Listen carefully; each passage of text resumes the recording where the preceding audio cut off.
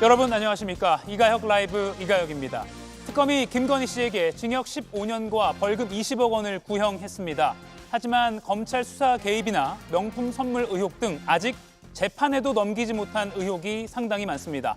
지난 정권 당시 김건희 전용 사진 액자를 따로 만들었다는 보도도 나왔습니다.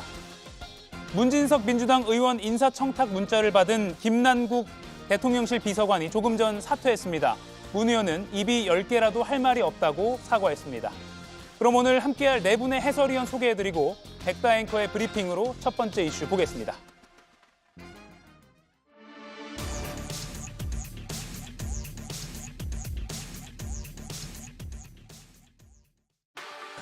촬영 일시 2025년 12월 3일 금일 12회 공판기일 촬영 장소 본 법정 촬영 종료 비디오 녹화 및 사진 촬영 피고인 착석 후 30초 정도 촬영하신 후에 종료하시고 촬영 장비 철수하시기 바랍니다.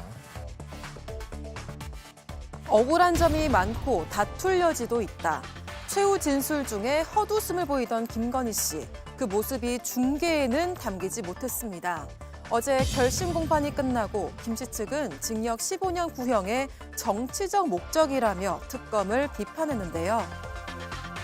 그럼 저는 진짜 오히려 묻고 싶어요. 지금 대한민국 검찰이 진짜 봐주기 수사를 할 정도로 그렇게 부패했는지 저는 한번 되묻고 싶어요. 진짜 대한민국 검사들을 다 모독하는 거고 대한민국 사법 시스템을 부정하는 거고 폄훼하는 발언이에요.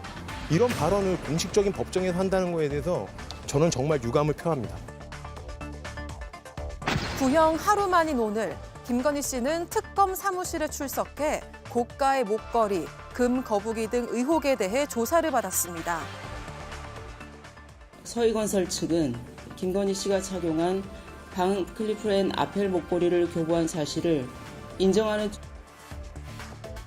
아직 서희건설 회장의 자수서 등을 보지도 못한 상황이라며 또다시 진술 거부권을 택한 김건희 씨.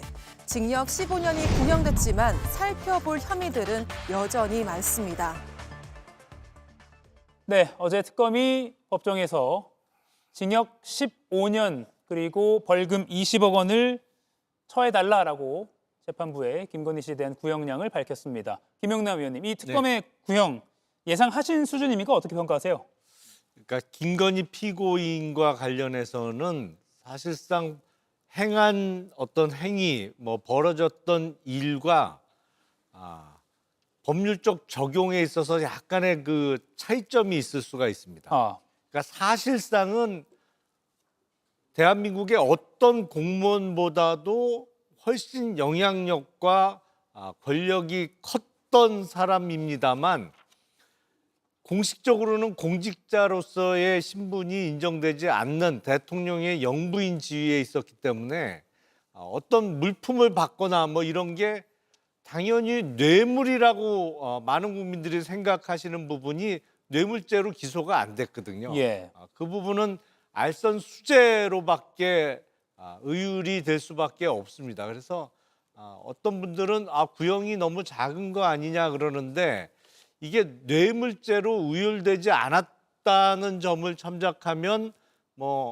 적지 않은 구형이라고 볼 수 있고요. 다만 사실상 누구보다도 큰 권력을 휘둘렀던 점 그리고 어떤 공직자보다도 영향력이 컸던 점을 감안하면 구형량이 작게 느껴지는 거는 사실이죠. 예, 15년형과 벌금 20억 원 그리고 추징금이 한 9억 원 정도가 넘게 있습니다. 물론 방클리프 아펠 목걸이, 바쉐론 시계, 이우한 화백 그림 등등 여러 의혹은 아직 여기에 포함이 안 된 것입니다.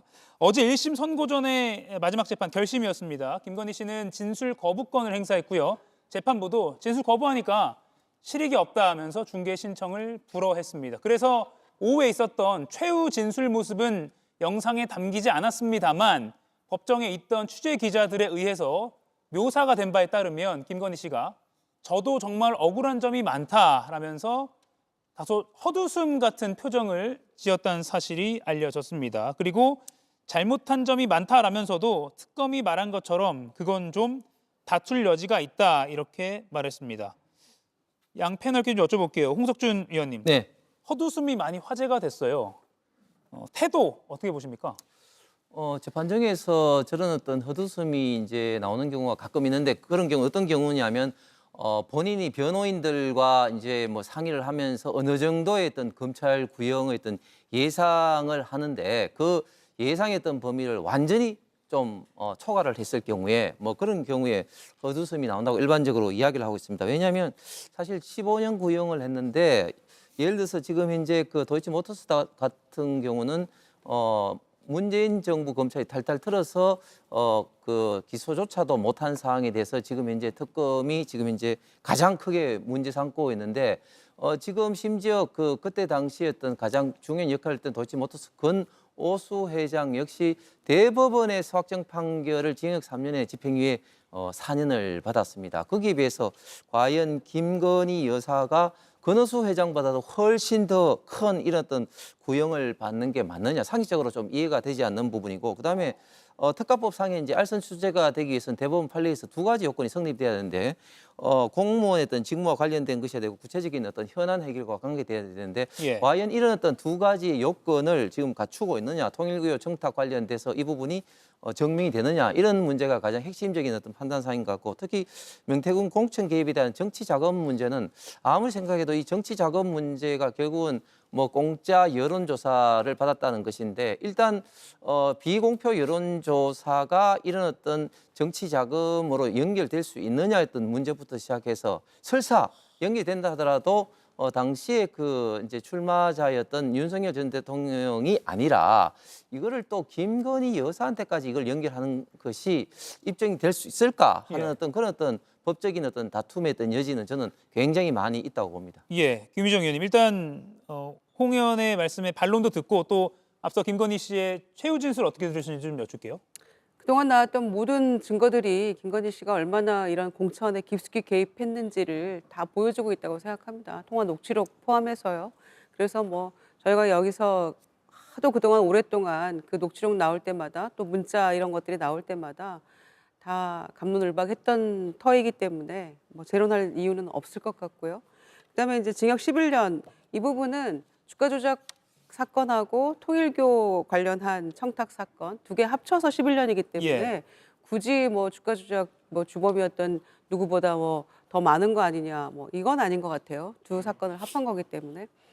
그런데 지금 어제 그 생중계 진술 거부한다는 이유로 생중계 안 했던 것이 못내 아쉽습니다. 예. 마지막에 최후 진술이라도 그러면은 중계하겠다라고 했으면 좋았을 것 같다라는 생각입니다. 헛웃음이 어떤 방식의 헛웃음이었는지도 몹시 궁금하고요. 그 정도는 최후 진술은 좀 듣게 했으면 참 좋았겠다라는 생각도 듭니다.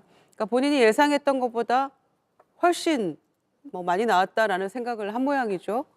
근데 이제 시작입니다. 사실 16가지 김건희 특검 혐의 중에서 3가지에 대해서 지금 15년 구형인데 이제 시작 아닙니까? 그래서 뭐 향후에도 헛웃음이 또 나올지 모르겠습니다만은 이제 시작이니까 이거 가지고 놀랄 이유 하나도 없다라는 말씀을 먼저 드리고요. 예. 그리고 국민들께 뭐 죄송하고 이런 얘기들을 조금 더 겸손한 자세로 했어야 되는데 헛웃음 또 뭐 다툴 점이 여지가 있다. 다툴 여지가 있다 이런 얘기를 본인이 할 처지는 아닌 것 같아서 마지막까지도 뭐 혐의를 인정하거나 제대로 인정하거나 반성하지 않는 그런 모습은 부부가 참 닮았다라는 생각입니다. 예, 특검이 15년형을 구형하면서 각 최고형이 선택되더라도 부족함이 크다 이렇게 밝혔습니다. 선고는 1월 28일, 그러니까 다음 달 28일로 예정돼 있습니다. 정광지 의원님, 어떻게 예상하세요, 선고는요? 지금 김건희 여사가 받고 있는 혐의는 뭐 도덕적 정치적으로도 문제지만 법적으로도 분명한 책임을 져야 하는 사안임은 분명합니다. 근데 제가 김건희 여사를 두둔해서 드리는 말씀이 아니라 홍 전 의원도 말씀하셨지만 지금의 구형량이 선고로 확정될 가능성은 굉장히 낮다고 봅니다. 처음 얘기했었던 가장 그 형량을 높이 평가한 것이 자본시장법 주가 조작과 관련한 건데 이것과 관련해서 징역을 11년을 구형을 했어요. 근데 주범으로 평가됐었던 권오수 당시 도이치모터스 회장이 1심부터 구형을 받았던 게 8년입니다. 2심에서도 8년 구형 받았었는데 결국 대법원에서 징역 3년에 집행유예 4년으로 아주 낮게 감경이 됐습니다. 그런 측면을 고려한다면 지금 주범이 아니고 다른 그 공범들하고 같은 평가를 받고 있는 거잖아요. 다른 공범들도 유죄 판결을 받았지만 모두 집행유예형을 받았다는 점을 고려해 봐야 할 것 같습니다. 그래서 이 형량은 대략 뭐 집행유예 정도로 낮아질 가능성이 크고요. 정치자금법과 관련해서 4년 구형을 받았는데 예. 정치자금법은 윤석열 전 대통령과 함께 명태균 씨가 제공했었던 여론조사를 무상으로 공여받았다. 이 내용인데 실제 선거를 치른 사람이 윤석열 전 대통령이고 본인과 관련된 문제가 아니기 때문에 이건 역시 감경 사유가 있지 않을까라고 생각한다면 지금 구형량은 뭐 보는 사람에 비해서 보는 사람에 따라서는 많다 적다 평가할 수 있겠지만 객관적인 상황만 놓고 보면 구형량보다는 훨씬 더 감경이 될 것이다. 예. 그런데 다른 재판과 관련해서도 이제 재판이 진행되지 않겠습니까? 그것에 대해서는 뭐 벌써 예단해서 말씀드리긴 어렵겠죠. 예. 김용남 의원 전망도 좀 들어볼게요. 1월 28일 김건희 씨 1심 선고 예상 어떻게 하세요? 근데 조금 오해가 있으신 것 같은데, 예. 그러니까 도이치모터스 주가 조작과 관련해서 징역 11년의 구형을 받은 것은 아니고, 그러니까 통일교로부터 수차례에 걸쳐서 고가의 금품, 뭐 목걸이, 핸드백 이런 거를 받은 게 특정범죄 가중처벌법상의 알선수재죄가 되는 것이고, 예. 그게 법정형이 5년 이하입니다. 근데 여러 번 받았기 때문에 이른바 경합범으로 7년 6개월까지 가능한 것이고, 그 알선수재 부분과 주가 조작이 합쳐져서 이제 징역 11년 구형이 나온 것이니까요. 예. 그런데 이 권오수 회장이 최종적으로는 집행유예를 받았다라고 이제 말씀을 하시는데 그거는 사실입니다만, 다만 그 권오수 회장을 비롯한 주범들의 집행유예가 사실은 이례적이에요.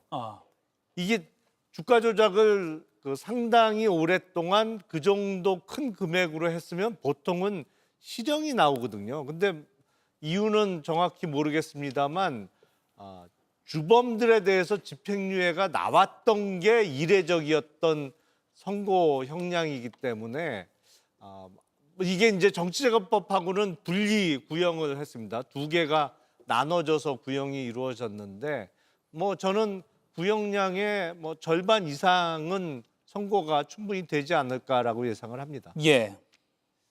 지켜봐야 되겠네요. 그 1월 28일이 김건희 씨 1심 선고고 그 전주 수요일인 1월 21일이 한덕수 전 총리 1심 선고라서 연달아서 그 주에 수요일마다 큰 선고 뉴스가 나올 것 같습니다. 저희도 이 시간에 잘 전해드리도록 하겠습니다. 그리고 어제 이렇게 결심 공판을 참여한 김건희 씨, 오늘은 특검에 출석해서요. 오후부터 조사를 받고 있습니다. 특검의 브리핑 한번 보시죠. 특검은 오늘 오후 2시 김건희 씨를 소환하여 반 클리프 아펠 목걸이, 바쉐론 콘스탄틴 시계, 금 거북이 등 금품 수수 의혹에 대한 조사를 진행하고 있습니다.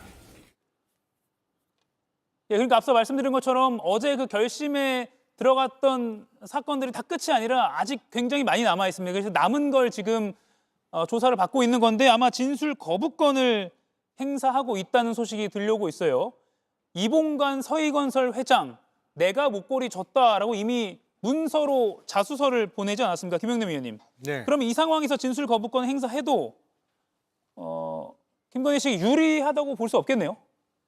그렇죠. 근데 이제 다만 그런 고가의 물품을 주면서 어떤 청탁 내지는 어떤 사유를 줬느냐가 중요한 것이거든요. 예. 그래서 예를 들어서 뭐 사위의 공직 진출을 부탁하면서 줬다든지 아니면 서희건설이 여러 가지 뭐 사건과 관련해서 당시 수사를 받고 있던 상황이었기 때문에 혹시라도 경찰 단계에서 이루어지고 있던 수사와 관련한 청탁이 있었다고 하면 뭐 그 어제 결심이 이루어졌던 특정범죄 가중처벌법상의 알선수재가 또 적용될 가능성이 높고요. 그러니까 이거는 별개 범죄가 되는 것이죠. 준 사람도 다르고 또 준 이유도 다르기 때문에 이것도 나중에 또 별개 사건으로 구형과 선고가 이루어질 수 있는 것이고 또 예.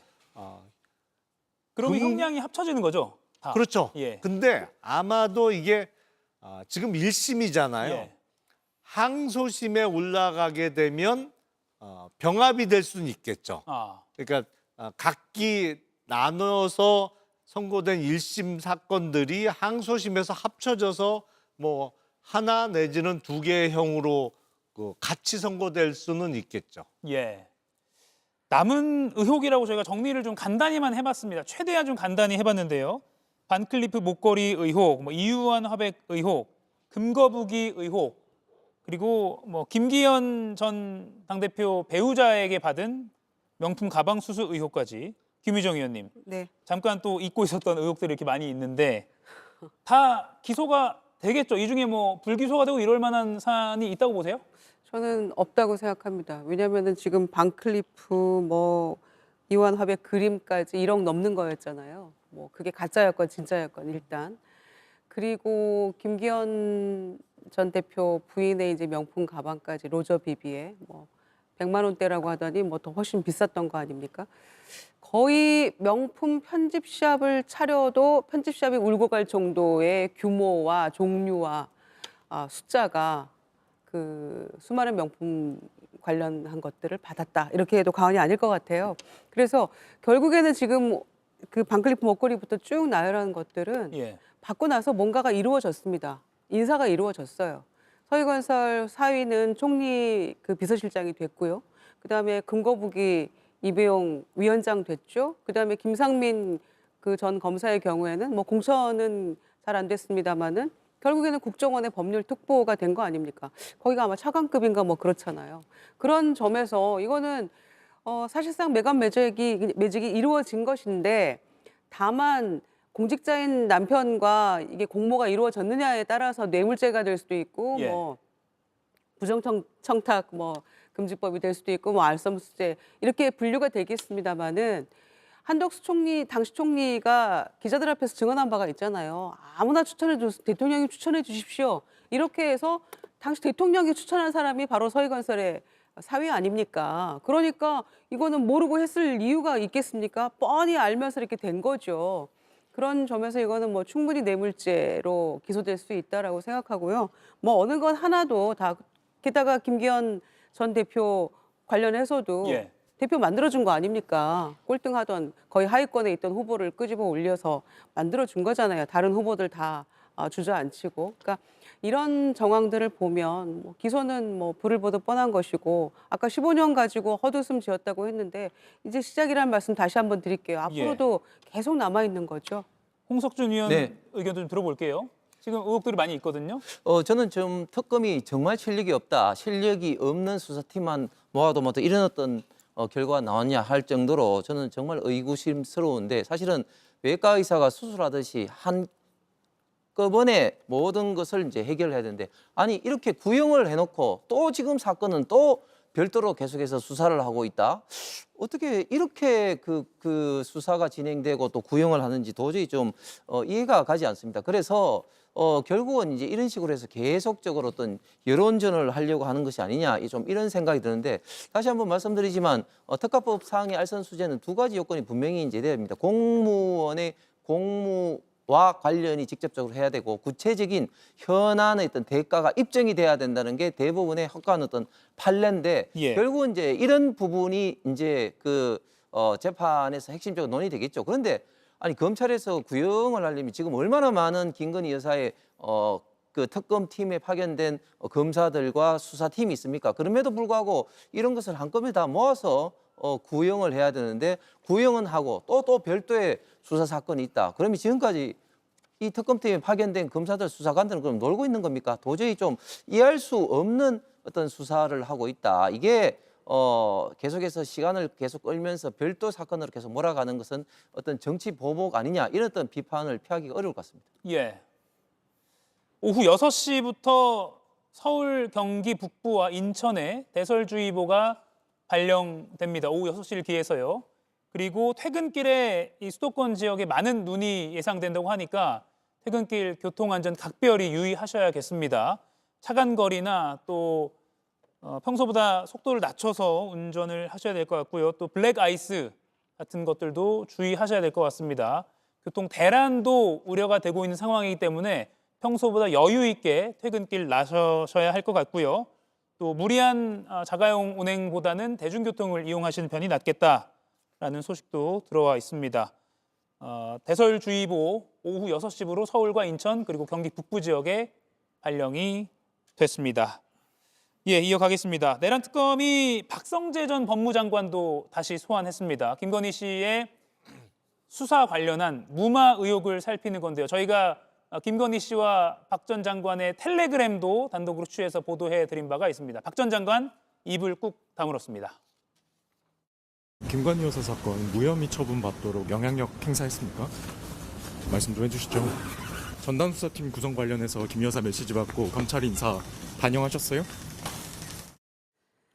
예, 보신 것처럼 별다른 답을 하지 않았습니다. 정광재 의원님, 예. 내란 특검은 박성재 전 장관, 윤 전 대통령, 김건희 씨를 일종의 정치적 운명 공동체 이렇게 보고 있거든요. 그러면 이 사안도 수사에도 이렇게 세 명이 일종의 팀워크를 했다 이렇게 볼 수 있는데. 글쎄 뭐 특검이 생각하고 있는 것과 일반적인 상식과는 또 차이가 있을 수 있다고 봅니다. 윤석열 전 대통령과 김건희 여사는 부부니까 말 그대로 정치, 경제, 운명 공동체라고 볼 여지가 충분히 있겠죠. 과거에 뭐 2016년, 17년 국정농단 사건을 수사할 때 당시에 윤석열 전 대통령이 특검으로 활약했었는데 최순실 씨에 대해서 최순실 씨가 공무원이 아님에도 불구하고 뇌물죄나 직권남용죄를 유죄를 이끌어냈습니다. 그때 만들어냈던 법리가 이제 경제 공동체라는 것이었는데 예. 그런 점들을 고려한다면 윤석열 전 대통령과 김건희 여사, 특히 김건희 여사에 대해서 직권남용이라든가 뇌물죄를 적용하는 법적 근거는 있을 수 있다고 생각하는데 지금 박성재 전 법무부 장관까지 같이 정치 공동체로 묶는다? 이것은 다소 무리가 있는 발상 아닌가 싶어요. 여러 차례 그 텔레그램이 오고 갔고 김건희 여사나 윤 전 대통령이나 부적절한 메시지를 보내면서 예. 본인이 재판을 받고 있는 것에 대해서 법무부 장관에게 부적절한 메시지를 보냈다. 이것만으로 이걸 같이 정치 공동체로 묶을 수 있을까? 이 공동체라는 것은 정말로 운명을 같이 하는 사람들일 것 같은데 이 정도 사안 가지고 법원을 설득시킬 수 있을까? 그건 저도 법조인 출신 아니니까 예. 한번 그 재판 결과를 지켜봐야겠습니다. 예, 그럼 법조인 출신께 여쭤볼게요. 김영남 의원님. 네. 그 김건희 씨를 박성재 장관이 안방마님인가요? 이렇게 김안방. 김안방 이렇게 저장해서 그 안방이라는 게 안방마님의 줄임말 아니냐 뭐 이런 추정도 나오기도 했고요. 긴밀한 소통을 이례적으로 한 건 기록으로 남아 있습니다. 이게 어떻게 특검 수사로 이어질까요? 그러니까 그 사실은 김건희 피고인이 당시 본인에 대해서 수사가 재개되려고 하니까 그러니까 2023년 5월 초에 당시 이원석 검찰총장이 도이치모터스 주가 조작 등 사건과 관련해서 특별 수사팀을 꾸리겠다고 하니까 수에 이제 연락을 취했거든요. 그러면서 갑자기 아무 예고도 없이 그리고 인사철도 아닌데 5월 13일로 기억합니다만 갑자기 검찰 간부 인사를 하면서 특별수사팀이 꾸려질 것으로 예상됐던 서울중앙지검의 검사장과 차장을 다 흩어버리고 인사를 내버렸거든요. 예. 그렇다면 이게 특검은 청탁금지법 위반 얘기를 하는 것 같던데 저는 김건희, 박성재의 공모로 이루어진 어떤 직권남용죄도 충분히 구성이 가능하다고 생각을 합니다. 그러니까 굳이 이거를 뭐 운명 공동체, 정치적 그 공동체라는 비법률적인 용어를 사용하지 않더라도 예. 그냥 두 사람 간의 공모 관계가 인정되고 그리고 당시 법무부 장관으로서 검사들에 대한 인사권을 갖고 있던 박성재 장관과 공무원은 아니지만 대통령의 영부인으로서 상당한 영향력과 친분 관계를 갖고 있던 김건희와의 공모로 이루어졌던 직권남용 부분에 대해서 충분히 수사도 할 수 있고 혐의 인정도 될 가능성이 높은 것이 아닌가 저는 그렇게 생각이 됩니다. 예, 그래서 아까 김유정 의원이 말한 대로 갈 길이 멀다라는 그런 말이 나오는 것 같습니다.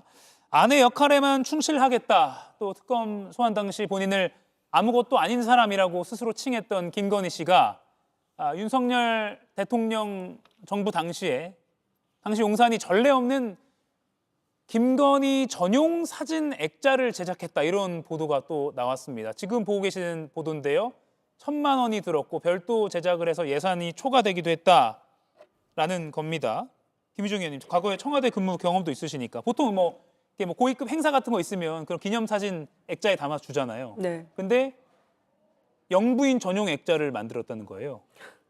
그러니까 무슨 영부인이 따로 휘장은 없어요. 그러니까는 할 수 있는 모든 것은 다 하고 싶었던 모양이죠. 그런데 대통령 행세를 했던 사람인데 그냥 있는 봉황 액자나 청와대 마크 들어간 그런 액자 썼으면 됐을 텐데 계속 대통령 행세했던 거 아닙니까? 그런데 별도로 대통령 액자보다 더 훨씬 비싼 액자였다는 거잖아요. 무궁화 휘장이라는 것도 별도로 제작을 하고. 이거는 전례 없던 일이고 역대 어떤 대통령 부인도 이런 걸 사용한 적이 없거든요. 그냥 완전히 헐에 쩔어가지고 본인이 왜 이런 걸 만듭니까? 그리고 왜 대통령보다 훨씬 더 비싼 액자를 혈세를 이렇게 만들어가지고 모든 그 참석자 행사마다 다 이 액자에 담아줬다는 거잖아요. 예. 그러니까 글쎄요, 정말 이렇게 돈을 물쓰듯 써도 되는 것인가? 관저에도 흰옥기탕에 다다미 방에 온갖 것 다, 개 수영장에 온갖 것 다 만들고 국민의 공부를 샀었는데 언제까지 이런 또 그 숨겨져 있던 이런 특권 의식이라고 해야 될까요? 정말 본인은 과거 그 영부인하고 다르다는 생각을 가졌던 걸까요?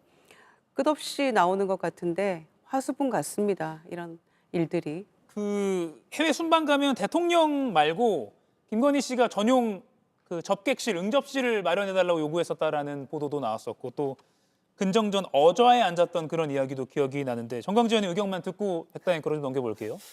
대체로 어느 조직의 어떤 자리에 오르게 되면 그동안 해왔던 대로 해라, 이렇게 얘기하는 게 관례인데 대통령 부인의 휘장이나 이런 것은 없었다는 거잖아요. 예. 근데 그걸 또 새로 만들어 가면서까지 또 비용을 많이 써가면서까지 했다라는 부분에 대해서는 이렇게 좋은 시선으로 보기는 어려울 것 같습니다. 긴 말은 드리지 않겠습니다. 예. 김영남 의원, 이것도 수사도 가능한 사안입니까? 글쎄 이제 그 국고횡령죄라는 죄가 있어요. 예. 근데 이제 그 액자 제작이 얼마나 필요했느냐라는 것을 좀 따져봐야 될 것 같고, 관례적으로 사진 같은 거를 액자에 넣어서 영부인께 줬었다면 그때 제작됐던 액자의 단가나 이런 걸 좀 비교를 해봐야겠죠. 예. 근데 아주 심하게 비싸게 돈을 많이 들여서 별도 제작을 하는 바람에 예산을 많이 썼다면 국고횡령죄 정도 아니면 그런 그 액자를 제작하는 과정에서 예. 실무 공무원들이 반대했을 수 있잖아요. 이거 전례도 없고 이렇게 예산을 쓴 적이 없다라고 반대하는 공무원이 있었는데 그걸 무시했다. 권력으로 찍어 눌러서 하게 했다고 하면 그게 또 직권남용죄가 되는 거죠. 예.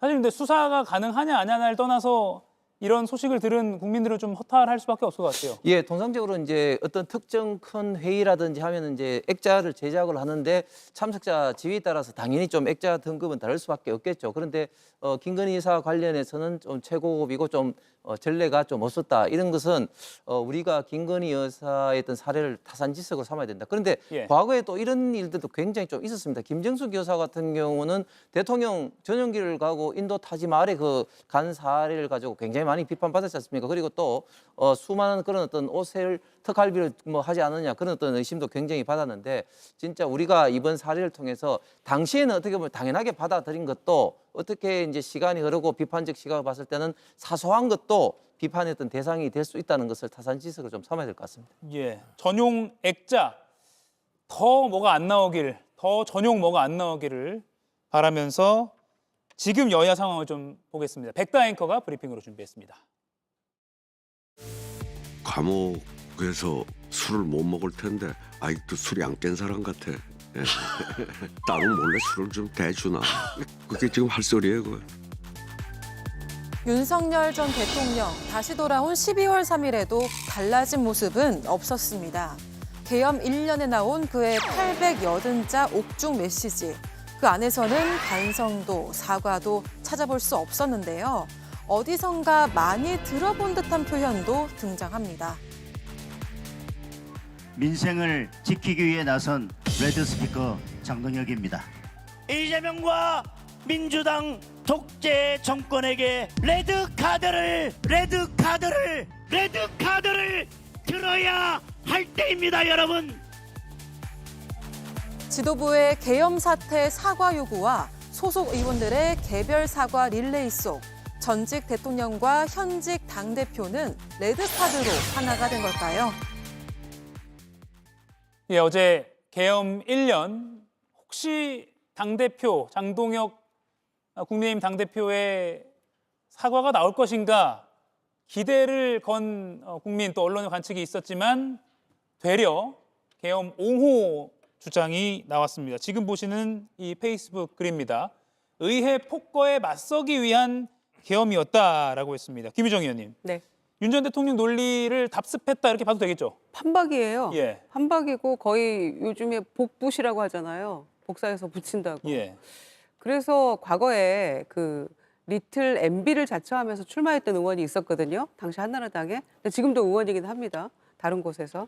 근데 리틀 윤석열을 주장하는 게 아닌가. 아니, 지난 시간에 제가 우리가 황교안이다 이어서 이제 우리가 윤석열이다만 남은 것 같다라고 했더니 당시 이재용 의원이 반발하셨는데 거의 똑같잖아요. 지금 주장하는 바가. 그래서 정치도 인생도 타이밍이라는 얘기가 있는데 본인이 당대표 되려고 전략적으로 윤핵관 외치고 극우처럼 행동했다 할지라도 당선되고 나서 나중에 중도에 어떤 매력 있는 정당을 만들겠다, 지향하겠다 이렇게 얘기했었잖아요.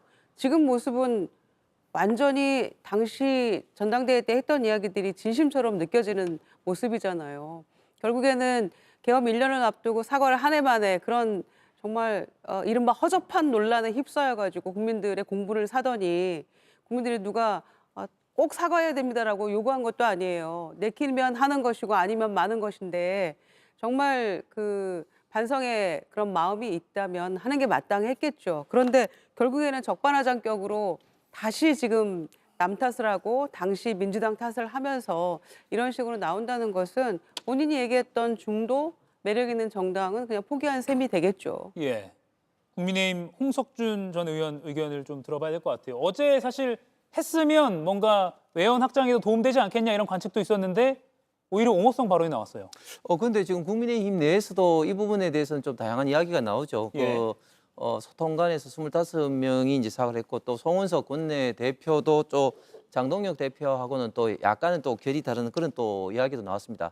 아니 그 헌법재판소에 보면 비상계엄 자체가 국가 현직 원수로서 잘못됐다. 그래서 탄핵을 했지만 그럼에도 불구하고 또 민주당이 국회에서 입법 폭주를 하고 또 29명 이상의 장관을 탄핵하고 또 예산에 대한 어떤 사상 최초의 어떤 수정 예산, 어떤 감액 예산으로 사실상 국가 마비를 시킨 그런 민주당의 책임도 헌법재판소에서조차도 인정을 한 사항입니다. 그렇기 때문에 이 부분에 대해서 장동혁 대표도 민주당의 비상계엄이 유발한 그런 어떤 책임을 강조한 것이고 또 여기에 대해서 비상계엄이 결론적으로 국민들에게 많은 불평과 그리고 고통을 준 것에 대해서는 책임에서 벗어나지 못한다, 무한 책임을 진다. 또 이런 이야기도 지난 금요일 날 대구 집회에서 했습니다. 그럼에도 불구하고 장동혁 대표가 강조하는 것은 지금 이런 어떤 과정에서 탄생한 이재명 민주당 정권이 우리 대한민국의 미래를 위해서 일을 잘하고 있느냐? 그렇지 않고 지금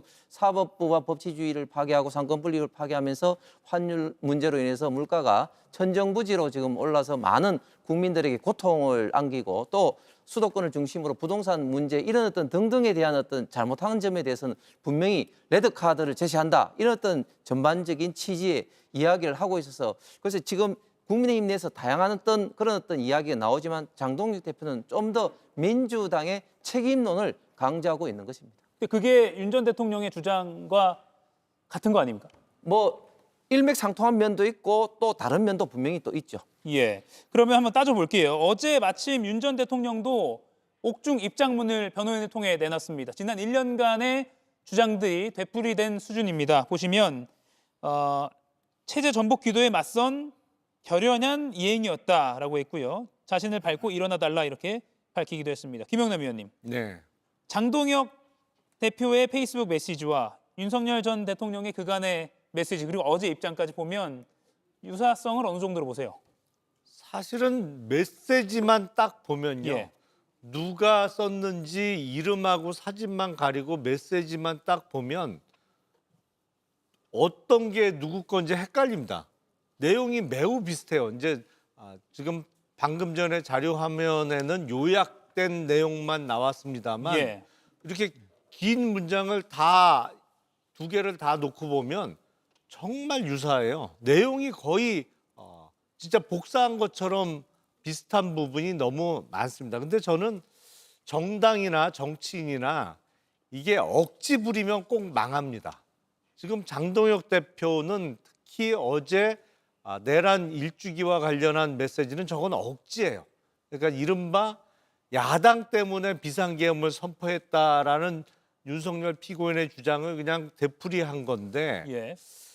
그거는 그래갖고는 국민의힘이 살아날 길을 찾기가 어려울 거라고 저는 생각합니다. 그러니까 잘못은 깨끗하게 인정을 하고 사과하고 인정한다 그래서 다 없던 게 되는 건 절대 아닙니다만 국민들께서는 지켜보시는 거죠. 변화 가능성이 있는지 없는지를 지켜보는 수준인데 어제 메시지로 인해서 틀렸다 여기는 반성의 기미가 전혀 없구나 이렇게 생각하시는 분들이 더 많아졌을 거라고 봅니다. 예. 정광진 의원께 이 질문 좀 드려볼게요. 아까 저희가 좌우 비교한 그 그래픽을 준비했는데 다시 한번 좀 보여주세요. 보면 이 레드카드라는 용어가 특히 이제 똑같이 나와서 이거 누가 누구를 보고한 건지 모르겠지만 그동안 장동혁 대표가 무대에서 많이 레드카드 말을 했으니까 윤 전 대통령이 주파수를 맞춘 건가? 그래서 소위 동기화를 시도한 건가? 이런 분석이 나오거든요. 더 나아가면 양측이 좀 교감을 한 거 아니야? 어떻게 보세요? 그런데 이 레드카드란 말은 정치권에서 자주 쓰이는 말이죠. 특히 여권과 정부가 폭주하고 있을 때 야당에서 가장 유용하게 쓸 수 있는 용어가 이 레드카드, 심판해야 한다라고 하는 것이기 때문에 이 레드카드 한 문장 가지고 두 사람 간의 교감이 있었다 보기는 어려울 것 같습니다. 제가 자료를 찾아보니까 10월 17일에 장동혁 대표가 윤석열 전 대통령을 면회했어요. 예. 그 이후에는 사실 윤석열 전 대통령과 관련해서 본인의 정치적 구호에 유리한 측면에선 끌어들였는지 모르지만 윤 전 대통령을 굳이 정치의 한가운데로 가져오려고 했었던 것 같지 않습니다. 근데 저는 이런 건 느꼈어요. 12월 3일에 나온 장동혁 대표의 메시지를 보면서 이제 장 대표는 본인의 정치적 경로에 대해서 결정을 했구나. 그러니까 본인을 당대표로 만들고 앞으로 그동안 지지해줬던 사람들을 가지고 계속 정치를 해야겠다. 이런 쪽으로 마음을 정하신 게 아닌가 싶어요. 예. 당대표로서 장외 집회하고 또 강성 지지층 의식하면서 이런 행보들을 자꾸 하다 보니까 이게 민심이구나. 이 길로 가야 되는 게 맞는구나라는 식으로 본인의 생각도 변해간 게 아닌가 싶습니다. 왜냐하면 처음에 당대표 됐을 때는 사석에서 하루에 1도씩 중도 쪽으로 가는 그런 행보를 보이겠다라고 말씀하셨었는데 12월 3일이면 사실 당대표로 취임한 지 100일이나 된 긴 시간이고 그 기간 동안에 오히려 우클릭을 했으면 우클릭을 했지 중도 진영으로 왔다고 평가받기는 어렵거든요. 근데 어제 나온 메시지만 놓고 보면 앞으로도 이 길을 통해서 자신의 정치적 행보를 개척해 가겠다라는 뜻을 읽을 수 있었던 것 같습니다. 예. 이런 분석도 있습니다. 송원석 원내대표는 아까 홍석천 의원이 잠깐 말씀하셨지만 장 대표보다는 더 진일보한 사과성 메시지를 내긴 했습니다. 그래서 당대표와 원내대표가 각자 갈 길 가기로 한 거 아닌가. 특히 송원석 원내대표 입장에서는 이대로 가면 우리 당 안 되겠다라고 해서 뭔가 방향을 틀고 있는 거 아닌가라는 분석도 있는데 홍 의원님 어떻게 보세요? 예, 그런 분석이 일리가 있는 것이죠. 왜냐하면 이제 당대표와 원내대표는 이제 당의 투톱인데 이 투톱이 반드시 의견을 한 목소리 원보이스만 낼 필요는 없는 것입니다. 지금 민주당 같은 경우도 정청래 대표와 김병기 원내대표가 미묘하게 이재명 대통령에 대한 어떤 그런 어떤 태도에서 그리고 방향에서 굉장히 다른 어떤 목소리가 나듯이 원내대표 입장에서는 일단 그 원내 상황, 즉 국회의원들의 입장을 좀 더 존중할 수밖에 없는 그런 어떤 상황인데 지금 국회에서 일부 의원들이 어떤 사과를 해야 된다 이런 어떤 목소리를 높인 상태고 또 실제적으로 어제 25명의 의원들이 국회 소통관에서 사과 성명을 하면서 예. 이런 어떤 목소리를 어떻게 본인이 12월 3일 날 비상계엄 1주년에 담을 것인가 이렇게 이제 고민을 하면서 장동혁 대표와 충분히 제가 생각할 때는 좀 의논을 한 후에 본인의 어떤 성명을 냈는데 결국 두 사람의 차이는 결국은 이제 비상계엄에 대해서는 사과를 하지만 좀 더 장동혁 대표는 민주당의 책임이 있고 그리고 송원석 원내대표 입장에서는 사과에 조금 더 방점을 두는 그러나 방향은 크게 보면 저는 같은 그런 어떤 보이스를 원내대표와 당대표가 냈다고 봅니다. 방향은 크게 보면 같다라고 했는데 상대당의 김유정 의원님 웃음을 지으셨습니다. 방향이 완전 다른 거 아닙니까? 이른바 대표와 원내대표가 사실 뭐 국합, 배드캅 그 역할 분담을 한 거냐 이렇게 볼 수도 있겠지만 전혀 아니더라고요. 서로 이렇게 의논해서 한 건가? 그랬는데 전혀 그런 게 아니고 당대표가 그런 식의 계엄 1년의 메시지를 낸다는 거에 대해서 상당한 위기의식을 가지고 있다고 생각하고요. 그러니까 원내대표가 전혀 다른 메시지 통감하고 죄송하다 이런 얘기를 했던 것이고 그리고 산발적으로 다른 의원들이 다 또 SNS상에 메시지를 내고 25명의 의원들은 거기에는 보니까 소장파나 뭐 소위 친한계 의원뿐만 아니고 TK, PK 지역 의원들도 들어 있었어요. 함께하고 있기 때문에 이렇게 서로 다른 산발적인 메시지를 내는 것 자체가 지금 제1야당의 현주소라고 생각을 하고 예. 그래도 언론이 주목하고 국민이 주목하는 것은 소위 얼굴인 당대표가 어떤 메시지를 내느냐에 달려있는 것인데 어제 당대표가 그런 메시지를 냈기 때문에 이것은 지금 탄핵 반대 당론이 아직도 폐지되지 않고 있는 그 상황과 더불어서 여전히 참 구제불능이다 이런 생각을 국민들이 하셨을 것 같고요. 이런 상황이기 때문에 이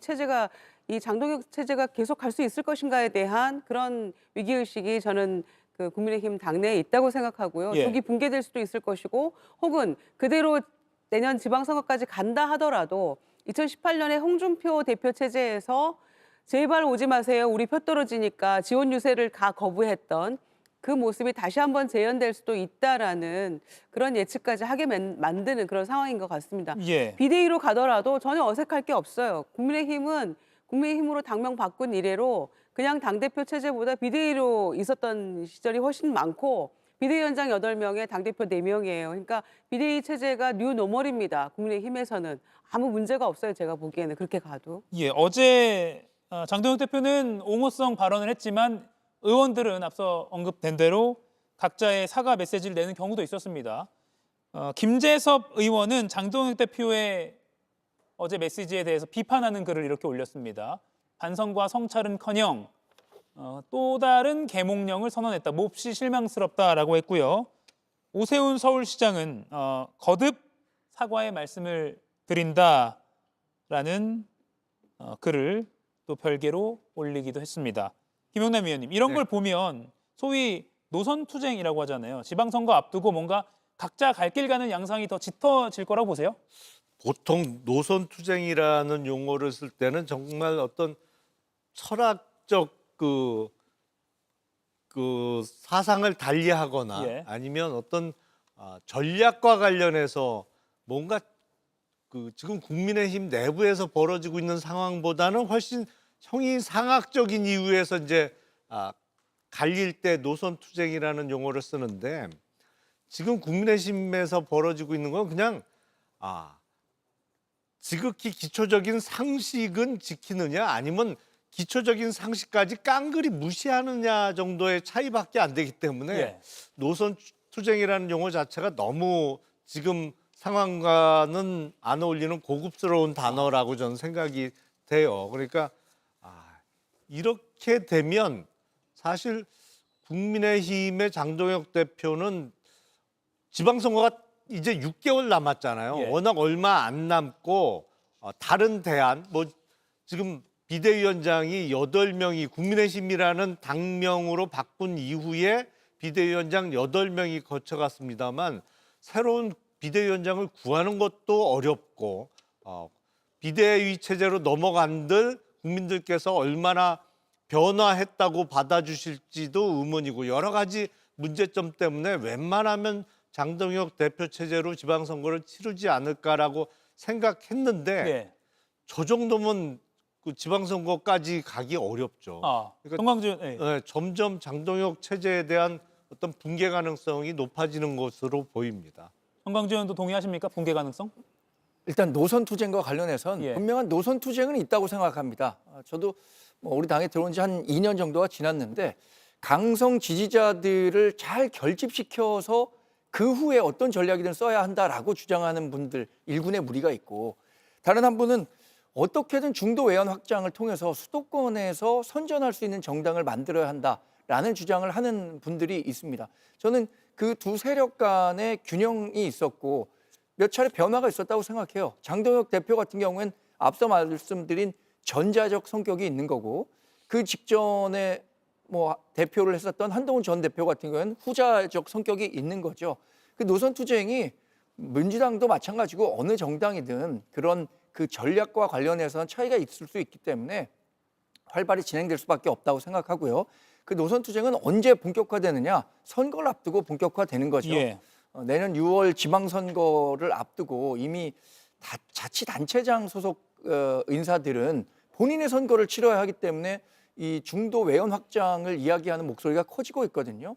이런 목소리들이 계속 커지는 상황에서 장동혁 대표가 어떻게 대응하느냐에 따라서 이것이 봉합될 수도 있고 아니면 더 큰 파열음을 낼 수도 있고 이런 변화가 있을 거라고 생각합니다. 예, 홍 의원님 짧게요. 예, 김희정, 김영남 의원님 참 감사하게도 우리 당을 걱정해 주신 건 좋은데 그거는 좀 희망사항인 것 같습니다. 왜냐하면 제가 볼 때는 2018년도 홍준표 당시 대표 때는 홍준표 전 시장 자체였던 그 지지율이 굉장히 낮았습니다. 그런데 지금 장동 대표는 모든 여론조사에서 차기 대권 주자 지금 1위로 오르고 있습니다. 그렇기 때문에 지금 장악력이 있는 것이고 특히 지방선거에서 굉장히 나름대로 좀 큰 역할을 하기 때문에 뭐 장동혁 대표 지원 유세오는데 지난번처럼 뭐 오지 마라 그런 어떤 사태는 발생하지 않을 거기 때문에 최소한 지방선거까지는 장동혁 대표 체제로 갈 수밖에 없는 당 내외 상황이 있다 말씀드리겠습니다. 예.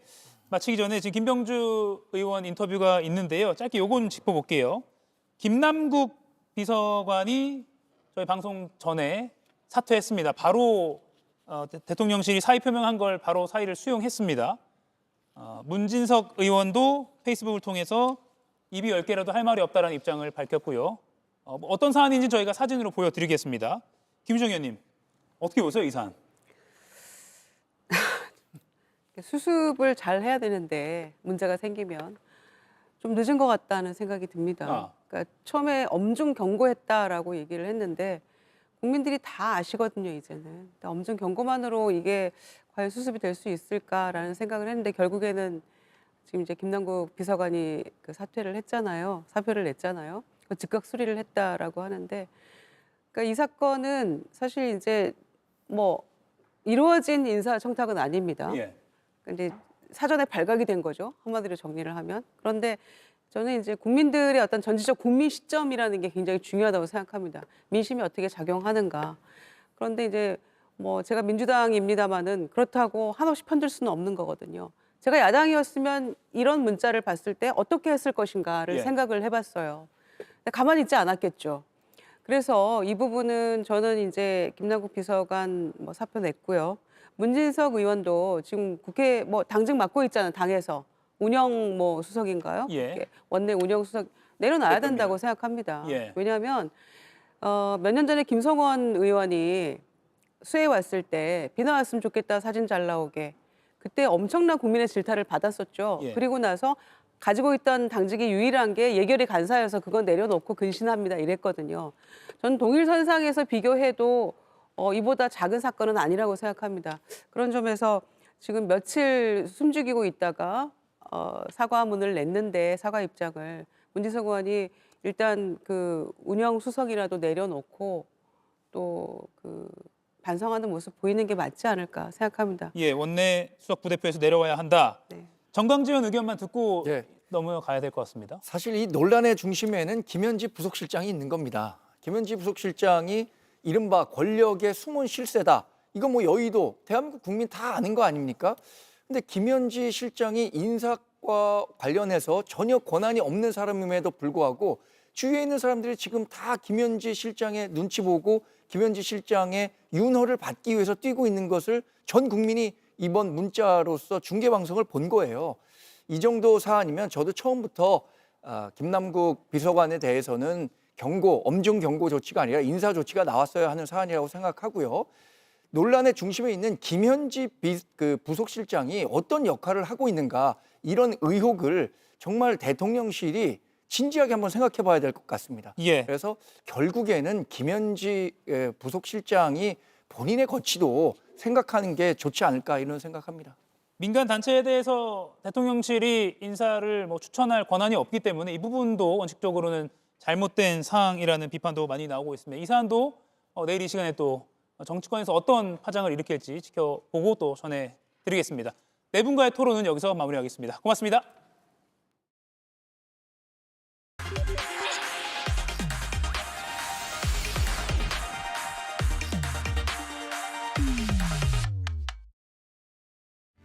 그날을 떠올리면 아직도 눈시울이 뜨거워집니다.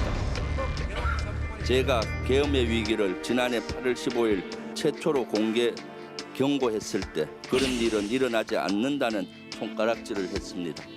저를 괴담 선동꾼, 음모론자로 몰아갔습니다. 저는 굴하지 않았습니다. 사법개혁을 통해 정정당당한 법정에서 윤석열과 김용현에게 법정 최고형이 내려지고 내단 가담자 전원에게 엄격한 법의 심판이 완전히 이루어질 때까지 한치도 물러서지 않겠습니다. 좀 더 깊이, 더 자세히 들어보는 더 인터뷰 시작하겠습니다. 박찬대 의원과 우원식 국회의장에 이어서 계엄 1년 특집 인터뷰 마지막 주자는 바로 이분입니다. 지난해 8월 계엄 가능성을 처음 꺼내면서 그때는 음모론자라는 욕을 많이 먹기도 했고요. 사성 장군 출신으로 계엄이 선포되고 곽종근 사령관을 찾아가서 주요 증언을 끌어낸 장본인이기도 합니다. 며칠 전에는 최고위원직을 내려놓았고요. 윤석열, 김용현 법정 최고형을 언급하기도 했습니다. 김병주 더불어민주당 의원 나왔습니다. 어서 오십시오. 네, 안녕하세요. 예, 지금 눈이 많이 온다고 해서 퇴근길이 좀 걱정되는데 네. 예, 잘 늦지 않고 오셨습니다. 네.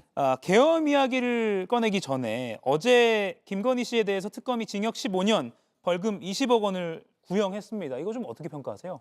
턱없이 부족하다고 보고 있죠. 왜냐하면은 그 유형이 아주 나쁘지 않습니까? 특히 도이치모터스 주가 조작은 우리 자본시장을 완전히 교란하고 그게 피눈물 나는 서민들이 얼마나 많았겠습니까?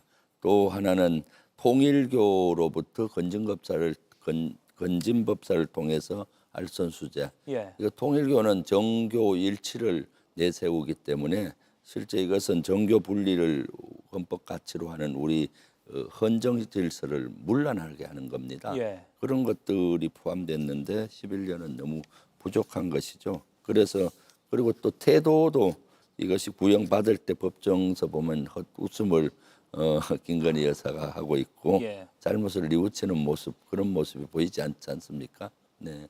턱없이 부족하다. 네. 예. 돌이켜봤을 때요, 이 김건희 씨의 사법 리스크가 윤석열 당시 대통령으로 하여금 계엄 선포해야겠다라는 촉발하는 주요 원인이라고 생각하십니까? 네, 그렇게 보고 있습니다. 예. 아마 계엄하겠다는 거는 이미 대통령 시작할 때부터 했던 것 같고 본인이 계엄을 해서 장기 집권을 해야 되겠다는 야욕을 품고 차근차근 준비했는데 예.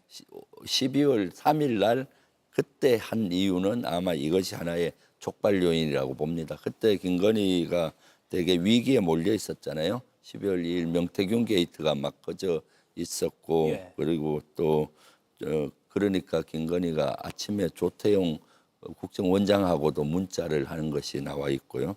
그리고 그것뿐만 아니라 도이치모터스 주가 조작이나 디올백 이런 것들이 막 겹쳐서 예. 대단히 어려운 처지에 있었죠. 그런 것들이 왜 그렇게 평온한 12월 3일 날 했느냐 한 원인이라고 저는 봅니다. 예. 어제 중요한 소식이 많았어서 이것만 또 짚어볼게요. 추경호 전 국민의힘 원내대표 구속 영장이 기각됐습니다. 네. 영장 판사는 혐의와 법리에 다툼의 여지가 있다 이렇게 판단을 했는데 그래서 국민의힘은 사법부가 정치 특검을 멈춰 세웠다 이렇게 주장하기도 했습니다. 여기에 좀 반박을 하신다면요? 네, 사법부가 국민을 우습게 보고 있다고 봅니다. 내란이 왜 일어났겠습니까? 윤석열이가 국민을 우습게 보고 국민 위에 군림하려고 한 거지 않습니까? 이번에 거는 내란에 관련된 겁니다. 내란은 과거로 따지면은 국가를 훔치려고 하는 역적 무리들이잖아요. 예. 역적 무리들에 대한 이것 죄를 묻는 영장인데 그걸 기각시킨다는 건 그만큼 사법부가 내란에 좀 관여가 돼 있다고 저는 보고 있는데 그러니까 한 통속이다라고 보여지는 것이죠. 그러니까 사법부 스스로 사실은 이러한 사법개혁 이런 걸 자초하고 있다고 보여집니다. 예. 민주당에서 그런 주장이 나오고 있어서 어제 이재명 대통령과 오부인 오찬 회동도 좀 긴장감이 좀 흘렀다 이런 평가가 나오거든요. 네. 조희대 대법원장이 이재명 대통령과 한 테이블에 앉아서 사법제도 개편을 좀 신중히 해야 한다 이런 취지로 말을 했습니다. 이 장면 어떻게 보셨습니까? 지금 나오는 장면입니다. 어이가 없는 장면이죠. 예. 어떻게 보셨어요? 네. 조희대 대법원장은 이렇게 말할 자격이 없습니다. 왜냐하면 저는 조희대 대법원장은 내란에 관여한 자라고 보고 있습니다. 왜냐하면 12.3 내란이 일어났을 때 실질적으로 긴급 회의를 열고 사법권을 어떻게 계엄사령부 군사법원에 이양할 것인가에 대한 논의를 했다고 보고 있습니다. 왜냐하면 계엄하에서는 계엄사령부가 사법부의 업무를 관장하고 통제하게 돼 있거든요. 13개 범죄는 일반 국민들도 군사법원에 가서 받아야 되는 겁니다. 그런 것들을 어떻게 이양을 할 것인가에 대한 논의를 한 것으로 보이는데 지금 수사가 안 이루어져서 그렇지 그러다 보니까 뒤가 꿀리니까 계속 사법 구태타를 일으키는 겁니다. 그런 자가 어떻게 이렇게 얘기할 수가 있나요? 네. 예. 알겠습니다.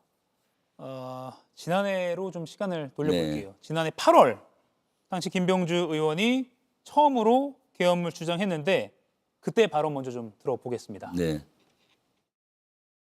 비상계엄령 선포된 이후에 전임 장관으로부터 국회의사당 안에 있는 의원들을 밖으로 이렇게 좀 빼내라. 국회의원들을요. 예. 본회의장에 있는 국회의원들을 밖으로 끌어내라. 예. 저기는 12월 6일 12시 14분경부터 더불어민주당 김병주 의원과 유튜브 생방송 인터뷰를 했죠. 그 성사되는 과정에 이걸 인터뷰를 꼭 해달라, 뭐 해야 된다, 뭐 이런 식으로 관여한 사람이 또 누가 있습니까? 없습니다. 제가 스스로 판단한 겁니다. 특전사령관 직책으로 있을 때 내가 이 상황을 얘기를 해야 된다라고 해서 그때 참모들이 수긍을 하고 그때부터는 제가 내려갔던 겁니다. 예, 이건 계엄 해제 이틀 뒤 작년 12월 6일에 곽정근 특전사령관을 직접 만나서 네. 유튜브 방송을 통해서 중요한 증언들을 이끌어냈는데 그에 대해서 윤석열 전 대통령 측이 이거 회유한 거 아니야? 네, 이런 그렇죠. 네. 주장을 한 영상이었습니다. 이거 먼저 보고 이 관련 질문 먼저 드릴게요. 직접 만나서 들어야겠다. 사실 굉장히 이례적인 상황이긴 합니다. 네, 그렇죠. 군부대로 직접 찾아가신 거잖아요. 네, 그럼요. 어떤 판단에서 이렇게 하신 겁니까? 12월 3일, 4일 비상계엄이 끝나고 나도 예. 제2, 제3의 비상계엄을 할 것이다는 국민적 우려가 너무 컸습니다. 그리고 사실 비상계엄 한 번 실패했다고 그대로 물러날 수가 없는 상황이었죠. 왜냐하면 이건 내란이기 때문에 법원의 최고형을 받는 거지 않습니까? 그렇기 때문에 어떻게든 2차, 3차 비상계엄을 막아야 되겠다는 아주 절박함이 있었고요. 그러면 제가 나서서라도 막아야 되겠다 목숨을 걸고 생각을 했고 그래서 병법에 보면은 가장 적군 중에 강한 부대의 장수를 항복시키면은 나머지 부대로 무너집니다. 그렇기 때문에 제2차 비상계엄을 해도 특전사가 가장 강한 부대고 투입 예정 부대거든요. 그렇기 때문에 특전사를 먼저 방문을 했고 갈 때 사실 좀 두려움이 컸죠. 그래서 처음에는 혼자 가려고 하다가 12월 6일 아침에 두려움이 커서 박선원 의원한테 전화해서 나 이렇게 항의 방문차 가서 이렇게 하려고 하니까 같이 가자 했더니 고맙게도 일정 다 취소하고 같이 가줬고요. 그리고 차 안에서 같이 가면서 처음에는 한 두세 개만 문장을 따오려고 했어요. 예. 그 라이브 방송을 안 하고. 근데 중간에 얘기하다 보니까 저희들을 혹시 잡을 수가 있잖아요. 억류시킬 수도 있고. 예. 그래서 이러면 안 되겠다 해서 저희 채널인 주불리 김병주 라이브를 틀고 내리자마자 틀었죠. 그럼 동시 접촉자들이 좀 많이 볼 거 아닙니까? 그래서 어떤 일이 있으면은 바로 이제 세상에 알려지게 예. 그런 목적으로 라이브 방송을 틀고 갔는데 다행스럽게 특전사령관이 나와서 아주 본인도 그 하루 전날 국방회의가 열렸는데 예. 가서 얘기를 하고 싶었단 거예요. 아하. 근데 국방에 참가하려고 서울로 가다가 돌아왔는데 오지 말아 해서 돌아왔다는 거예요. 예. 그래서 아마 국민의힘이나 그 당시 국방부에서 그것을 방해한 것이 아닌가 추측이 되고요. 그래서 다행스럽게도 곽종군 사령관은 한 1시간 가까이 내란의 전모를 어느 정도 얘기를 날것으로 얘기해 줬죠. 예. 그것이 사실은 윤석열을 탄핵으로 가는데 또 파면으로 가는데 결정적인 증거 자료가 됐다고 보고 있고요. 예. 지금도 법원에서 저걸 가지고 계속 회유한 거 아니냐 지금 계속 그 윤석열 변호인 측이나 윤석열도 저걸 갖고 계속 문제 제기를 하고 있죠. 예. 곽 사령관의 증언이 오염이 돼야 윤 전 대통령 측에서는 그렇죠. 그래야 자기가 살아남으니까. 네. 예. 근데 그 곽정근 사령관 인터뷰를 하게 된 계기가 2차 계엄을 또 특전사가 하지 않을까 이런 마음도 있으셨다는 네, 거예요. 네. 그것 그래서 때문에 먼저 거기를 방문해야 된다. 그렇죠. 네. 그건 또 제가 몰랐습니다. 네. 그리고 사실 두려운 마음에 라이브를 킨 것도 있다. 네. 알겠습니다. 그러면 아까 저희가 처음에 말씀드린 대로 김병주 의원이 작년 8월에 사실 이때는 네. 음모론 아니야? 이런 욕을 좀 그렇죠. 먹기도 했던 네. 그 영상 보겠습니다. 김용현 국방부 장관 후보자에 대해서는 지명 철회를 강력히 요구합니다. 국방부 장관을 맡으면 군령이 제대로 설지 의문입니다. 특히 이러다 탄핵 정국에 접어들면 박근혜 전 대통령처럼 무너지지 않고 군을 동원해 계엄령을 선포하는 건 아닌지 많은 국민들이 걱정하고 계십니다. 계엄령은 작년 12월 3일이었는데 네. 그 4개월 전 작년 8월에 이미 이런 발언을 하셨거든요. 네, 네. 어떤 장면에서 이건 하겠다 싶으신 거예요? 그 전부터 이제 징후가 있었고요. 예. 그래서 결정적인 징후는 이제 마지막 버즐은 그 당시 김용현 경호처장을 예. 국방부 장관으로 지명하는 순간에 계엄을 하려고 저러구나라는 거를 직감적으로 알게 됐죠. 예. 왜냐하면 그 전에 징후가 많았습니다. 저는 늘 군에서 오랫동안 근무하면서 징후에 민감합니다. 예. 북한의 도발 징후라든가 그 미연에 막을 수가 있거든요. 어떤 사건이든 큰 사건은 갑자기 일어나지 않습니다. 하이니 법칙처럼 1대 29대 300 법칙이 있는데 큰 대형 사고가 나기 전에는 사소한 300번의 징후가 있고 예. 29번의 작은 사고가 있다 일어나는 거죠. 계엄도 마찬가지예요. 이미 윤석열은 초기부터 징후가 많았죠. 국방부를 뺏어서 청와대를 옮겼잖아요. 무소불위의 권력을 휘두를 저런 거면 마지막 대통령의 카드인 계엄도 하겠다. 예. 그다음 반국가 세력이라고 8번이나 축사나 경축사에 나와요. 예. 자신과 반대되는 사람은 다 척결하겠다는 의지를 피력했고 예. 그리고 이제 여인영을 23년 11월경에 중앙고 출신을 방첩사령관으로 딱 임명하는 순간에 이제 가겠구나. 그래서 그때부터 더 민감하게 보기 시작을 하니까 경호처장 김용현이가 특전사령관, 수방사령관, 방첩사령관을 공간에 불려서 해동을 한다. 예. 이런 것도 징후가 됐는데 마지막 이제 그때만 해도 신원식 장관이 잘 하고 있었는데도 불구하고 8개월 만에 교체하고 예. 김용현을 그리 장관으로 임명하고 신원식을 자르는 게 아니라 안보실장으로 교체를 하잖아요. 예. 그래서 이제는 계엄하는 구조로 가겠구나. 그래서 구조가 완성이 된 거예요. 구조가 완성이 됐다는 거는 그 계엄법이나 헌법대로 보면은 계엄을 건의할 사람이 행안부 장관과 국방부 장관 둘인데 다 충안파입니다. 예. 그리고 계엄이 일어나면 핵심적인 키면은 3명인데 그 국방부 장관, 계엄사령관, 방첩사령관 예. 2명이나 충안고잖아요. 그러면 계엄을 쉽게 발령하고 쉽게 할 수 있는 구조로 갔기 때문에 이제 자기가 위기가 오면은 바로 계엄하겠다라고 확신이 섰기 때문에 계담론자라는 그런 공격을 받으면서도 끊임없이 주장을 했고요. 예. 그래서 저 혼자 또 힘으로 안 돼서 국방에 있는 부성찬 박사는 그 당시 김민석 의원한테도 얘기를 해서 같이 서울에 봄팀을 만들었어요. 예. 계엄을 막기 위한. 그래서 법 개정까지 추진을 하면서 절치부심을 했었죠. 예. 네. 포스타 출신의 어떤 촉 아니면 네. 징후에 민감한 그런 네, 게 좀 도움이 됐네요. 그러면 그렇게 징후를 포착하셨으니까 뭐 아까 서울의 봄팀도 말씀하셨는데 이런 거 좀 알아놓자, 이런 네. 거는 파악해놓자, 일종의 뭐 FTX라고 하잖아요. 네. 그런 어떤 좀 행동 요령이 이런 걸 좀 생각을 해 놓으셨나요? 그런 행동 요령보다도 막기 위해서 법을 개정을 추진을 했고요. 말씀하신, 예. 예. 그 대신 이제 거기에서 윤석열 측하고 국민의힘이 오히려 교육을 시켜줬어요. 뭐냐 어떻게 얘기했는가 하면은 계엄한다고 하니까 야 민주당은 가반 의석 이상인데 가반이 모여서 바로 해제하면 되는 거 아니냐 계엄을 그걸 은연중에 계속 얘기한 거예요. 예. 그래서 저희는 오히려 또 반대로 박근혜 탄핵 때 기무사에서 계엄 문건을 만들었잖아요. 예. 거기 보면 가반을 넘지 않게 하기 위해서 국회의원 체포를 한 30명부터 하고 시작을 해요. 현행범으로. 예. 그런 가반을 못 넘잖아요. 그 반론을 하면서 한 4개월간 국방위에서 또는 국정감사장에서 또는 방송에서도 패널들끼리 그 논의가 있었잖아요. 그러다 보니까 국민과 국회의원들이 교육이 된 거예요. 아하. 사실 계엄법은 45년 동안 계엄이 한 번도 이루어지지 않아서 수면 밑에 있는 법이라서 어떻게 해제하는지 몰랐는데 예. 계엄이 이제 발령되면은 해제가 중요하구나. 국회의원이 빨리 가서 해제하면 된다는 것이 무의식적 속에 교육이 됐던 거죠. 예. 일종의 가상 연습이 네, 머릿속으로 된 거네요. 네. 그러면 12월 3일 밤 당일을 좀 여쭐게요. 비상계엄 선포되고 당시 당대표이던 이재명 대통령에게 가장 먼저 전화를 거셨다고 네. 들었는데 어떤 말씀을 먼저 하셨어요? 네, 제가 바로 그 비상계엄이 된지를 알았어요. 예. 그 실제 방송을 보고.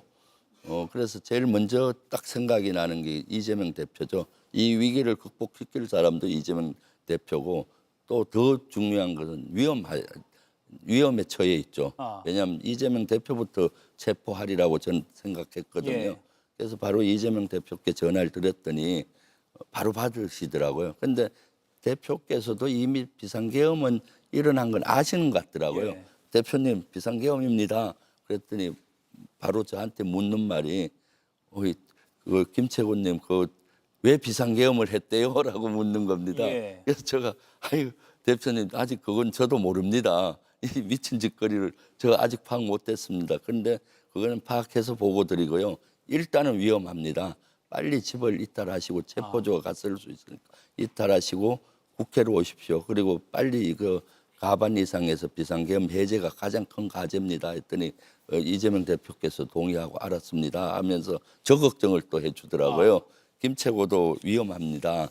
그러니까 빨리 집을 이탈해서 국회로 봅시다 하고 전화를 끊고 저는 또 이제 부랴부랴 택시를 불려서 출발을 했죠. 택시로 가셨군요. 네네. 예. 왜냐하면 차를 부르면 한 20분 걸리잖아요. 예. 그러니까 택시를 불러서 바로 이제 국회로 가면서 택시 안에서 이때 조치 요령을 제가 제일 잘 알 거 아닙니까? 그렇죠. 그래서 텔레그램 단체방이 있습니다. 우리 민주당 의원들. 민주당 의원 단체방하고 예. 지도부 단체방에 계속 문자로 지침이라고 할 거 행동 요령을 얘기했죠. 뭐 소집령을 내려야 된다. 예. 내릴 때는 보좌진들까지 다 소집을 해야 된다. 국회의원 갖고는 안 되잖아요. 예. 그렇게 하면서 또 오면서 지금부터는 핸드폰을 좀 자제하라. 도청하고 위치 추적해서 잡으러 갈 거다. 예. 전화하려면 텔레그램 전화로 하시라. 그리고 그때 막 긴장되니까 흥분하시는 분들이 많았어요. 아하. 예, 그래서 흥분하면 안 된다. 차분하게 하는 팀이 이긴다. 그리고 국회에 도착하면은 계엄군과 부딪힐 텐데 몸싸움은 하지 마라. 군인과 몸싸움 하지 마라. 예, 왜냐하면은 몸싸움 하면은 현행범으로 체포할 거다. 예. 기무사 문건에 나오잖아요. 포고령 위반이거든요. 업무 방해로. 그래서 몸싸움 하지 않은 상태에서 수단과 방법을 가리지 말고 본회의장으로 오시면 좋겠다. 이런 것들을 계속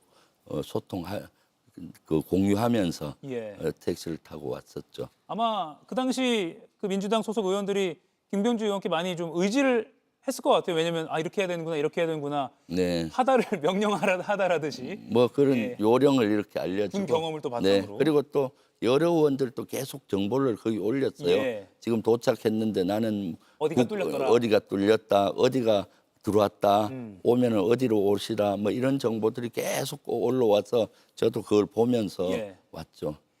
당시 이재명 당대표에게 신변이 위험하니 집을 이탈해서 바로 국회로 와달라. 네. 그러니까 이 대표도 김 의원께 네. 마찬가지로 바로 집을 이탈해서 국회로 와달라. 그런 통화를 해야 되는 그 상황이 참 어떻게 보면 참 당혹스럽기도 하고 그럼요. 비참하네요. 네, 예. 네. 그때는 사실 이 대표께서도 죽는지 알았다고 생각하시더라고요. 예. 네, 네. 그래서 그때 김혜경 여사가 직접 운전하는 차를 오셨는데 나중에 담장을 넘어가기 전에 그 김혜경 여사가 우시더라고 그런 얘기를 하시더라고요.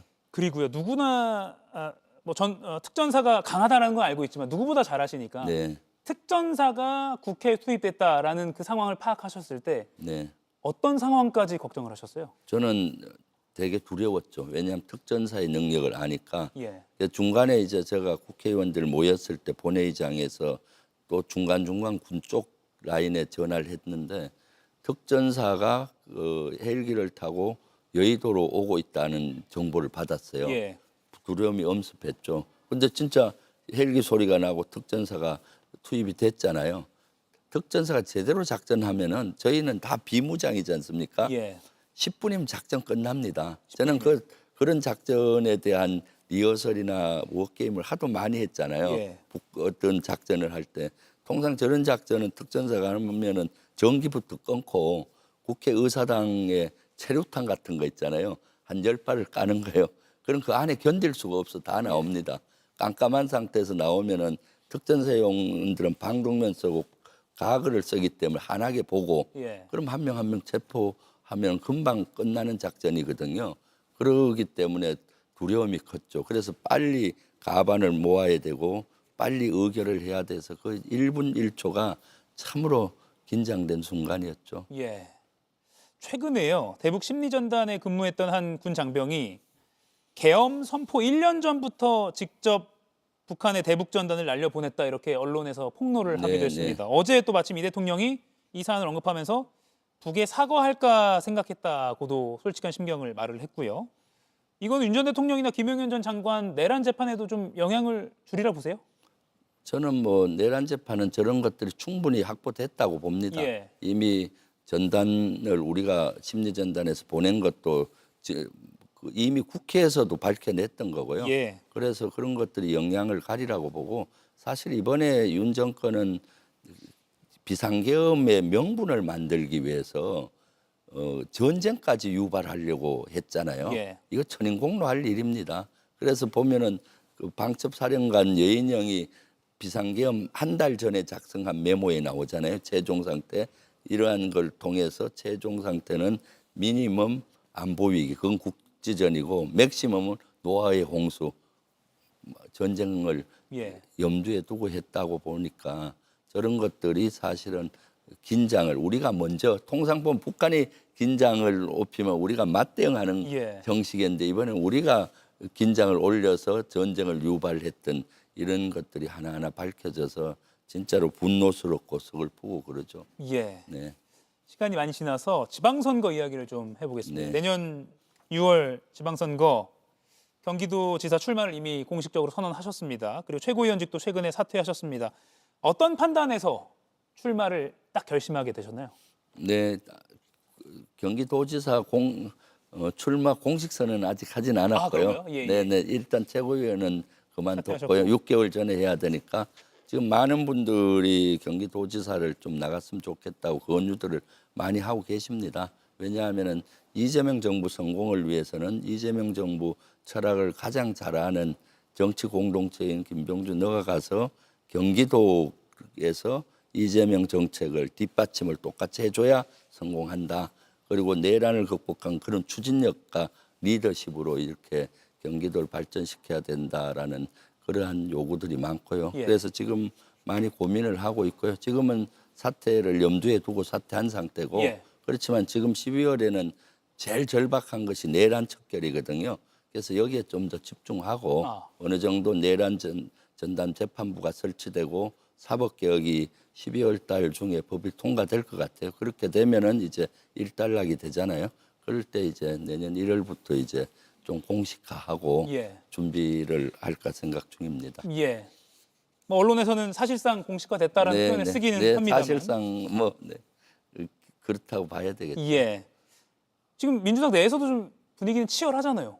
뭐 친하시지만 경쟁자가 또 있고요. 아직은 뭐 불은 붙지 않았고요. 예. 물밑 왜냐하면 지금 후보자 중에 경기도지사는 출마 선언 한 분은 아직 한 분도 없어요. 예. 그러니까 물밑에서 지금 열심히 움직이고 있죠. 예. 네. 한 30초 남았는데 짧게 이 질문 드리겠습니다. 민주당 지도부가 이제 6명 체제로 운영이 되면서 정청래 지도부는 유지가 되는데 2기 지도부는 어떻게 예상하세요? 2기 지도부는 이제 그 보궐선거를 하게 돼 있습니다. 권리당원 투표와 또 중앙위 투표로 하니까 뭐 많은 분들이 아마 도전을 할 걸로 보입니다. 더 좋은 지도부가 구성될 걸 기대합니다.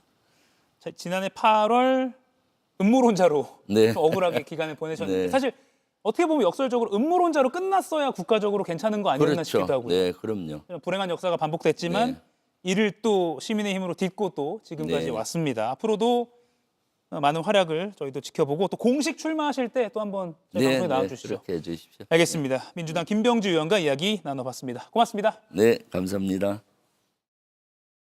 고려온다는 한국인의 진심. 한국인의 영양과 식습관을 연구해온 고려온단이 멀티비타민 올인원을 나이와 성별에 따라 4가지로 새롭게 출시했습니다. 23가지 비타민과 미네랄은 그대로 올인원 맨, 우먼, 60세 이상 맨, 우먼. 한국인의 1등 비타민에서 한 사람 한 사람의 비타민으로 나에게 딱 맞는 멀티비타민을 선택하세요. 고려온단 멀티비타민 올인원.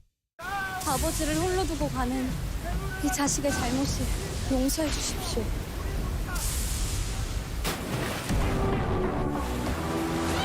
진짜 멋있는 사람은 HD 현대중공업의 3,000톤급 잠수함을 타고 잠수함 발사 탄도미사일 어뢰 유도탄이 탑재 핵심 표적에 대한 정밀한 공격 능력과 은밀한 작전 수행으로 효녀를 구한다.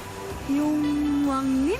더 강한 조선, 더 큰 대한민국 HD 현대중공업. 그래도 계엄 1년 되는 날인데 라는 기대가 컸던 탓일까? 사과는커녕 되려 옹호가 나왔습니다. 장동혁 국민의힘 대표는 페이스북에 올린 계엄 1년 메시지에서 계엄은 의회 폭거에 맞서기 위한 것이었다고 주장했습니다. 1년 전 계엄 해제 표결에도 참여했던 그가 윤석열 전 대통령의 논리를 그대로 되뇌인 겁니다.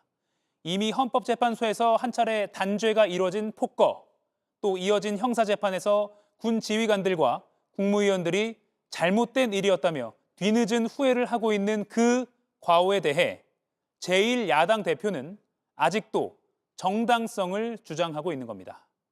당내 분열, 지방선거에 줄 영향 등 여러 분석이 나오지만 가장 최우선의 판단 근거는 민주주의와 헌법적 가치, 그리고 상식. 계엄의 밤에서 한 발짝도 벗어나지 못한 대한민국 제1야당 대표를 보며 분노보다는 측은함이 듭니다. 오늘 한 컷이었습니다. Here for your trip? 호텔에서 말이야. 누군가는 첫 관객이 생겼고 누군가는 프로포즈를 주고받았고 누군가는 인생 추억을 만들었대. 그리고 또 누군가는 런웨이를 걸었지. 저마다의 방을 찾아 떠난 사람들. 나는 어떤 방을 만나게 될까? 걱정 없이 떠나자. 트립을 믿고 호텔 최저가 보장제 24시 고객센터. 호텔 예약도 트립닷컴. 미남은 듬직한 뒤태, 날렵한 오태, 완벽한 모태 미남. 하이모로 태어난다. 미남은 만들어지는 거야. 이런 건 아무나 못해. 하이모. 연예인 삼촌이 좋아요 좀 눌러줘. 아무것도 안 올렸어? 16세 미만은 기본으로 비공개 계정임. 그래서 팔로우한 친구들끼리만 볼 수 있어. 너 정말 안전에 철저한 녀석이구나. 안심의 진심. 바로 이어지는 JTBC 뉴스룸 예고해드립니다. 곳곳에 눈이 내리기 시작했습니다. 오후 6시를 기해 서울 전역에 첫 대설주의보가 내려졌습니다. 시간당 최고 6cm의 눈이 예상됩니다. 퇴근길 교통 유의하시고요. 잠시 후 뉴스룸에서 상황 자세히 전해드리겠습니다. 이가혁 라이브 오늘 순서는 여기까지입니다. 내일 오후 5시에 다시 뵙겠습니다. 고맙습니다.